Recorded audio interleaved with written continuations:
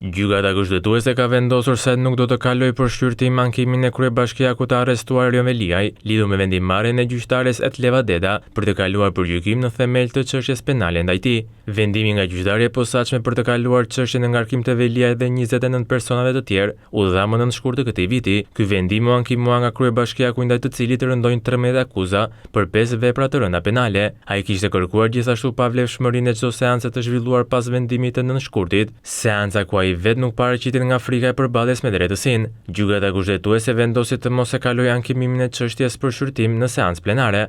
Mos kalimin e çështjes për shqyrtim në seancë plenare, shfuqizimi si i papajtueshëm me kushtetutën i vendimit numër 29, datë 9/2/2026 të gjykatës së posaçme të shkallës së parë për korrupsionin dhe krimin e organizuar, vendim i gjyqtarit të seancës paraprake, zonja Etleva Deda, pavlefshmërinë e të gjithë seancave të zhvilluara në lidhje me procedimin penal numër 27, fraksion 2024, në gjykatën e posaçme të shkallës së parë për korrupsionin dhe krimin e organizuar, pas datës së dhënies së vendimit numër 29, datë 9/2/2026 të gjyqtarit të seancës paraprake, zonja Etleva Deda. Konstatimi pa pajtueshmërisë me kushtetutën të paragrafit të parë, gërma A, të nenit 332, fraksion G, të kodit të procedurës penale. Konstatimi pa pajtueshmërisë me kushtetutën të nenit 14 të ligjit numër 95, datë 6/1/2026 për organizimin dhe funksionimin e institucioneve për të luftuar korrupsionin dhe krimin e organizuar. Shpenzime gjyqësore në ngarkim të subjektit të interesuar,